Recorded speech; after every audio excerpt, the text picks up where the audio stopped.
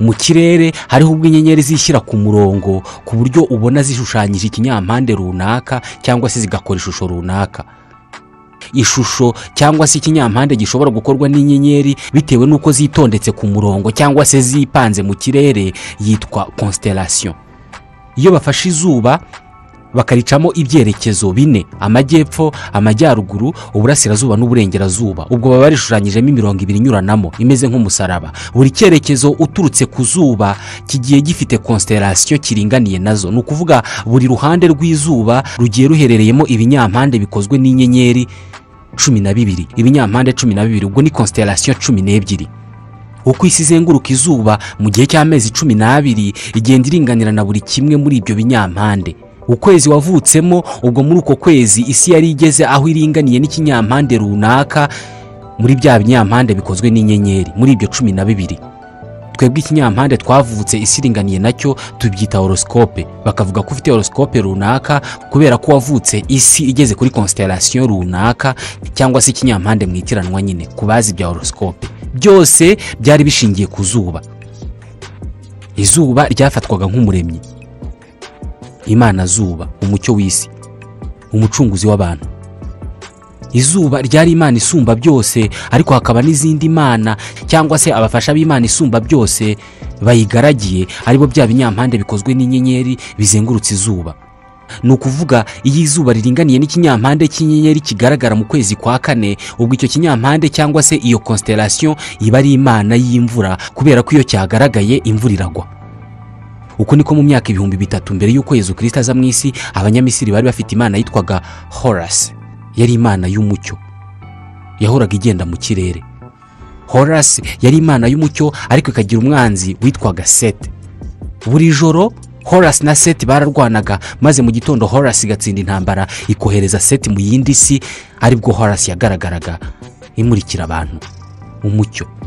Mu yandi magambo, Horus yari izuba, Set ikaba umwijima. Intambara y'umucyo n'umwijima niyo nkuru yabazwe cyane ku isi mu birebana n'imyemerere. No mu iyobokamana ry'ubu niko bimeze. Dore inkuru y'Imana Horus.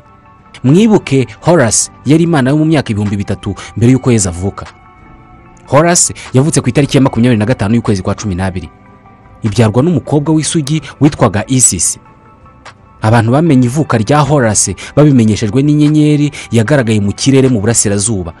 Igihe yavukaga, Horus yagiye kuramywa n'abami batatu. Ku myaka 12 Horus yari umwigisha. Ku myaka 30 yarabatijwe, ibatizwa n'umubatiza Anab. Horus yari ifite intumwa 12 bagendanaga bakora ibitangaza. Yigeze no kugenda hejuru y'amazi. Horus yaje kugambanirwa n'umuzimu witwaga Typhon, irabambwa, irahambwa. Nyuma y'iminsi 3 irazuka. Ibi byanditswe ko byabaye mu myaka 3000 mbere y'uko Yesu Kristo avuka. Hari izindi mana byavuzwe ko zanyuze mu nzira nk'izi ngizi. Tammuz, imana yo muri Sumer, yabayeho mu myaka 2600 mbere ya Yesu. Yavutse ku itariki ya 25 y'ukwa 12, ibyarwa n'isugi yitwaga Semiramis. Iyi yasengwaga nk'umwami n'umucunguzi. Yaravutse, irakura, ikora ibitangaza, yangwa na bamwe, ikozwe isoni. Yarapfuye, maze mu buryo bw'ibitangaza irazuka. Atise, imana y'Abagireki, yabayeho mu myaka 1200 mbere ya Yesu.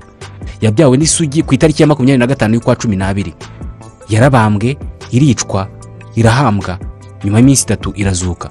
Krishna, imana y'Abahinde, yabayeho mu myaka 900 mbere ya Yesu. Yabyawe n'isugi yitwaga Devaki. Ijya kuvuka, hari inyenyeri yatse mu burasirazuba imenyesha abantu ukuza kwa Krishna. Iyo ni intumwa zayo bakoze ibitangaza byinshi. Nyuma y'urupfu rwayo yarazutse. Dionysos yo mu Bugiriki, yabayeho mu mwaka wa 500 mbere ya Yesu. Yabyawe n'isugi ku itariki ya 25 y'ukwa 12. Yakoze ibitangaza byinshi birimo guhindura amazi divayi. Yitwaga umwami w'abami, umwana umwe rukumbi w'Imana, itangiriro n'iherezo. Nyuma yo gupfa yarazutse. Mithra yo muri Perse, yabayeho mu 1200 mbere ya Yesu. Yabyawe n'isugi ku itariki ya 25 y'ukwa 12. Yari ifite intumwa 12. Yakoraga ibitangaza aho yabaga hose. Imaze gupfa, yamaze iminsi 3 mu mva, irazuka. Yari imana yitwaga ukuri n'umucyo. Umunsi wo kuramya Mithra no kuyisingiza wari ku cyumweru.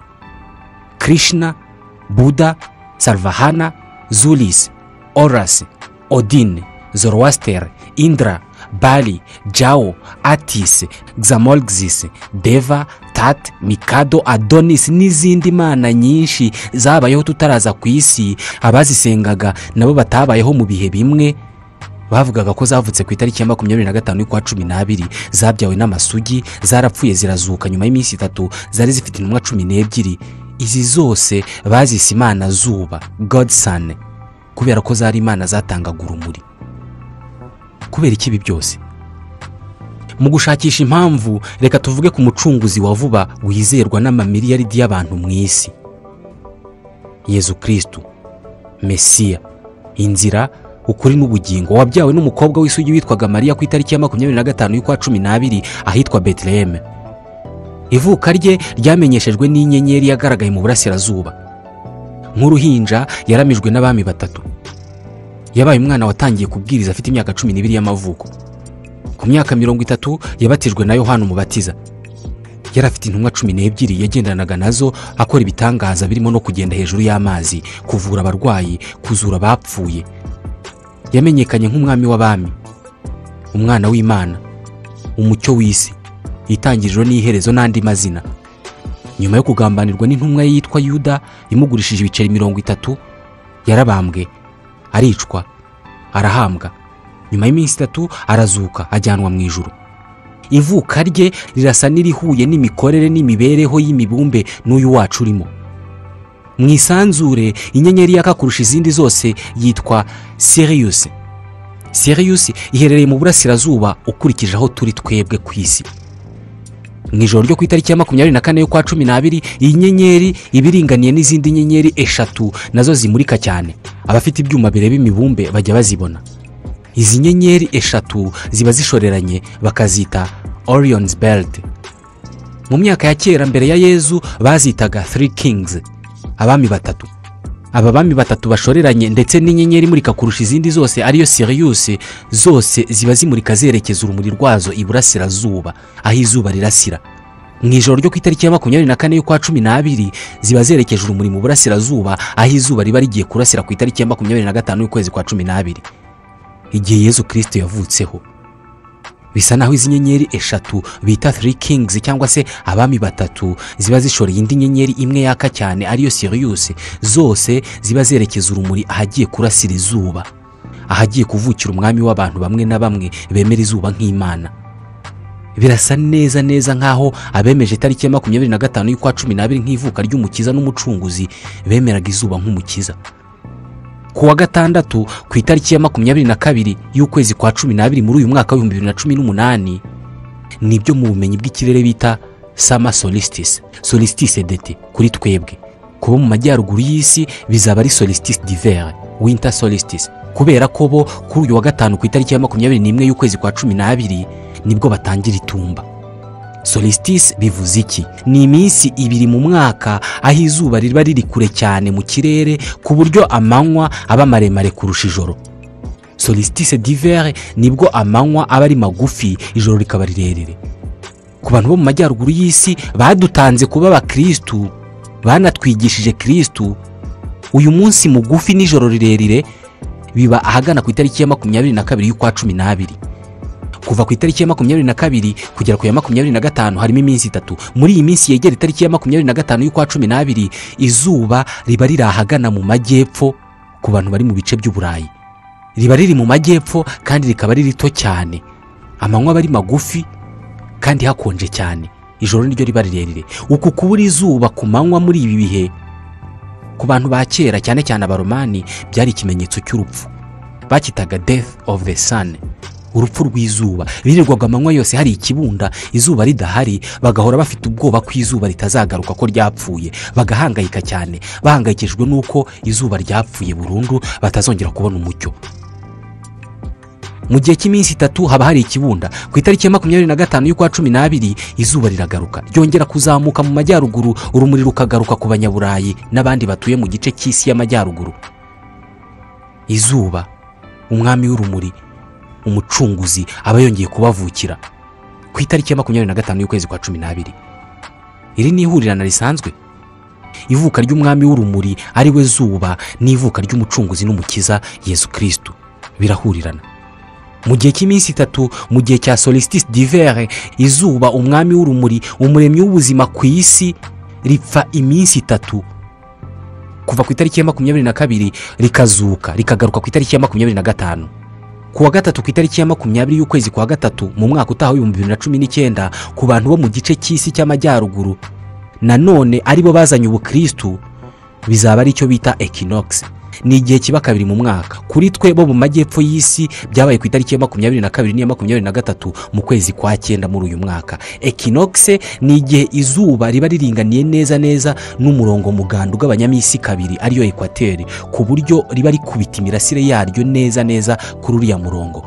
Iki gihe izuba riba ryohereza imirasire ityaye cyane kandi myinshi, urumuri rukaba ari rwinshi cyane, bakavuga ko ari bw'izuba riba ryanesheje umwijima bidasubirwaho. Iki gihe mwiyobokamana kera nibwo bizihizaga kuzuka kw'izuba no kunesha umwijima. Ku bakristo hagati y'itariki ya 22 y'ukwa gatatu n'iya 25 y'ukwezi kwa 4 haba hashobora kubamo Pasika, izuka rya Yezu, bagahimbaza izuka ry'umucunguzi Yezu.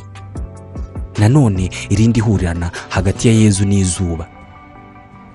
Mu birebana n'imibumbe, ihuriro rya za constellation cyangwa se bya binyampande bikozwe n'inyenyeri rikoze ibyitwa signs of zodiac. Ni amatsinda y'inyenyeri 12 ahora agaragiye izuba. Izuba umwami w'urumuri, Imana kuri bamwe. Izuba n'izi constellation 12 bibanye neza nk'uko Yezu yabanaga n'intumwa ze 12. 12 umubare uri muri Bibiliya inshuro nyinshi. Imiryango 12 ya Isirayeli, abahungu 12 ba Yakobo, abacamanza 12 ba Isirayeli, abami 12 ba Isirayeli, ibikomangoma 12 bya Ishmael, abagaragu 12 ba Dawidi, intare 12 za Salomo, amatsinda 12 y'abamarayika n'izindi 12 ziri muri Bibiliya. Mu myemerere ya gipagani cyangwa se itari ya gikristo bagira ikimenyetso cy'uruziga ruciyemo umusaraba, bigaragaza izuba urumuri rw'isi rufite constellation cyangwa se amatsinda y'inyenyeri arugaragiye. Muri buri ruhande rwa wa musaraba hakaba harimo amatsinda 4 y'inyenyeri. Iryo zuba cyangwa se urwo rumuri rw'isi bajya barushyiramo ishusho ya Yezu, nka kwa kundi ishusho ya Yezu buri gihe ku mutwe haba hariho imirasire. Bo bakemera ko Yezu ari Imana zuba, bakavuga ko Yezu ari izuba, umwana w'Imana, umucyo w'isi, umucunguzi w'isi, uzagaruka ku isi nk'uko abigenza buri gitondo azanye urumuri mu isi nyuma yo gutsinda umwijima buri joro. Akagaragara mu ruturuturu aturuka mu bicu, aje kweza imyaka, gususurutsa isi n'abayituye no gutanga ubuzima ku biri mu isi. Abahanga mu by'imibumbe kandi bazi imikorere n'imyitwarire y'isanzure n'ibirimo bihura cyane n'ijambo rikoreshwa cyane mu iyobokamana. Ijambo ryanditse henshi muri Bibiliya, imperuka cyangwa se impera y'ibihe. Muri Matayo igice cya 28 umurongo wa 20 iri jambo rirahari: mubigishe kwitondera ibyo nababwiye byose, kandi dore ndi kumwe namwe iminsi yose kugeza ku mperuka y'isi. Imperuka y'isi iri no muri Matayo igice cya 13 umurongo wa 39. Umwanzi warubibye n'umwanzi, isarura n'imperuka y'isi, abasaruzi n'abamarayika. Matayo igice cya 24 umurongo wa 3. Yicaye ku musozi wa Elayono, abigishwa be baza aho ari biherereye baramubaza bati, tubwire ibyo bizaba ryari, nk'ikimenyetso cyo kuza kwawe n'icy'imperuka y'isi ni ikihe? Hari n'ahandi henshi muri Bibiliya handitse iri jambo.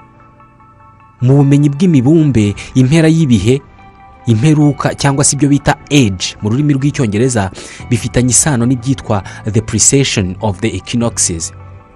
Abanyamisiri ba kera bizeraga ko buri myaka 2150 equinoxe cyangwa se wa munsi izuba riba riringaniye na equateur, uba izuba rigeze imbere y'amatsinda y'inyenyeri zikoze ikinyampande cyangwa se constellation itandukanye n'iy'ubusanzwe ryajyaga riba rigezeho muri ayo mezi. Ibi bigaterwa nuko uko isi yizengurukaho ubwayo, umurongo muganda isa naho izengurukaho uhagaze ukora uruziga. Uko igenda yimuka mu mezi izenguruka izuba, niko yizengurukaho wa murongo isa naho izengurukaho ukagenda ukora utuziga. Kugira ngo izuba rizahiture amatsinda yose y'inyenyeri 12 rirasa imbere ya buri tsinda, birifata imyaka 2150. Buri tsinda ry'inyenyeri kugira ngo ryisange imbere y'izuba bifata imyaka 2150. ubwo bizafata imyaka 25,800 kugira ngo izuba riheture amatsinda yose y'inyenyeri uko ari 12. Abanyamisiri ba kera imyaka 2150 bayitaga age. Iyo imyaka yashiraga bavugaga ko age irangiye bakayita impera y'ibihe cyangwa se imperuka y'ibihe. Kuva mu mwaka wa 2300 mbere ya Yezu kugera mu 2150 mbere ya Yezu yari age cyangwa se cyari igihe bise age of Taurus the bull. Ubwo ku banyamisiri kuva mu mwaka wa 2400 mbere ya Yezu kugera mu 2150 mbere ya Yezu habaye imperuka. Kuva mu 2150 mbere ya Yezu kugera muri rimwe nyuma ya Yezu ni ikindi gihe, n'indi age. Ubwo habaye indi mperuka ya age cyangwa se igihe bise Aries. Kuva muri rimwe nyuma ya Yezu kuzagera mu 2150 turi mu gihe bise age of Pisces. Iki gihe nabwo nikirangira azaba ari indi mpera y'igihe cyangwa se azaba ari indi mperuka ukurikije imyemerere y'abanyamisiri. Buri gihe cyangwa se buri age cyangwa se nanone buri precession of equinox irangwa n'ikimenyetso runaka. Age of Taurus yarangwaga n'ikimasa. Age of Pisces turimo uyu munsi irangwa n'amafi abiri anyuranyemo. Ni age cyangwa se ni igihe kirangwa n'amafi kubera ko mu 2150 izuba rizarasira imbere ya constellation yiswe Poisson. Ni imbere y'amatsinda y'inyenyeri akoze ibinyampande bimeze nk'amafi. Kuva mu mwaka wa 2300 mbere ya Yezu kugeza mu 2150 mbere ya Yezu yari age cyangwa se cyari igihe bise age of Taurus the bull cyangwa se igihe cy'ikimasa. Ibi twabivuzeho. Iki gihe izuba ryari ryararasiye imbere y'itsinda ry'inyenyeri rimeze nk'irikoze ikimasa baryise Toro. Bibiliya yera mu gitabo cyo Kuva ibice 32 umurongo wa 3 n'uwa 4 haranditse hati abantu bose bakatura impeta z'izahabu zo ku matwi yabo bazishyira Aroni, arazenda zishyira mu gifite ishusho ashaka, aziyazamo igishushanyo cy'ikimasa. Baravuga bati, iki ni cyo Mana yawe wa bwoko bw'Abayisiraheli we yagukuye mu gihugu cya Egiputa. Iki gihe abanyayisiraheli bari bagomeye Imana biremera indi mana ikozwe mu ishusho y'ikimasa. Musa cyangwa se Mose wabayoboraga yagize uburakari atwika icyo kibumbano cy'ikimasa. Iki gihe nibwo age cyangwa se impera y'ibihe cyangwa se nanone imperuka ya mbere yari ibayeho. Bari bavuye muri age of Taurus cyangwa se igihe cy'ikimasa batangiye cyitwa age of Aries. Uyu munsi abayahudi mu masinagoge cyangwa se mu nsengero baracyavuza ihembe. Hari inyandiko zivuga ko Musa cyangwa se Mose ariwe watangije igihe cyangwa se ibyo bita age ya Aries ariyo yabanjije iyo turimo uyu munsi. Iyo turimo uyu munsi ni Pisces ari irangwa n'ifi. Ni igihe cyangwa se age yatangijwe na Yezu Kristo. Amafi imwe mu nyamaswa zivugwa cyane mu Isezerano Rishya. Yezu wagaburiye amafi abiri abantu 5,000. Hari abigishwa be yahaye amafi nyuma yo kumara ijoro ryose baroba ntibagire icyo bafata. Hari ibimenyetso byinshi by'ifi mu birango bya Kiliziya. Muribuka tuvuga uburyo inkuru zigaragaza amateka y'Imana z'Abanyamisiri n'Abagiriki zihuye neza n'inkuru ya Yezu. Hari izindi nkuru nyinshi zo muri Bibiliya zisa neza n'inkuru zagiye zandikwa mu myaka ya kera Bibiliya itarandikwa. Hagati y'umwaka wa 2800 n'2500 mbere ya Yezu ubwami bwa Sumer yaje kuba Mesopotamia ariho mu bice birimo Iraq ubu ngubu. Ubwo bwami bwategekwaga n'uwitwaga Gilgamesh. Mu gihe cy'ubwami bwa Gilgamesh Imana zarakariye abari batuye isi icyo gihe maze zibateza umwuzure, ariko zibwira uwitwaga Utanapishtim ngo yubake ubwato bunini azajyanamo n'umuryango we ndetse n'imbuto y'ikinyabuzima cyose kiriho kugira ngo barokoke umwuzure bazongere bororoke. Ushobora kuza gusoma icyitwa Epic of Gilgamesh. Uraza gusanga iyi nkuru isa neza niyanditse mu Itangiriro igice cya 6 ku murongo wa 13. Imana irimbuza abantu umwuzure ariko ikarokora Nowa. Hari indi nkuru yanditswe mbere ya Bibiliya mu gitabo cy'iyimuka Misiri umutwe wa 2 bavuga ivuka rya Musa cyangwa se Mose. Yabyawe n'umukobwa maze amuhisha mu gatebo ku nkombe y'amazi kugira ngo atazicwa. Uwo mwana yaje gutorwa n'umukobwa w'umwami waje kumurera ndetse amwita Musa. Mu mwaka wa 2250 mbere ya Yezu hari inkuru imeze nk'ingi yanditswe. Umwami witwaga Sargon yatwaraga igihugu cyitwaga Akkad. Yarabyawe ashyirwa mu gatebo, ashyirwa ku nkombe y'uruzi ahungishwa bishi. Yaratoraguwe arerwa n'umwami Urzababa birangira nawe abaye umwami. Musa yamenyekanye nk'uwahawe amategeko 10 y'Imana ngo ayahe abemeramana bose. Mbere y'umwaka wa 50 mbere ya Yezu, abanyamisiri bagiraga igitabo bari barise The Book of the Dead. Cyabagamo amategeko menshi basomeraga abantu mu gihe cyo gushyingura. Amwe mu mategeko yarimo yari nka sinibye. Mu mategeko ya Musa ho baravuga ngo ntukibe, sinishe. Mu mategeko ya Musa ho ni ntukice. Ntabwo nigeze mvuga ibinyoma. Mu mategeko ya Musa harimo iribuza abantu kubeshya.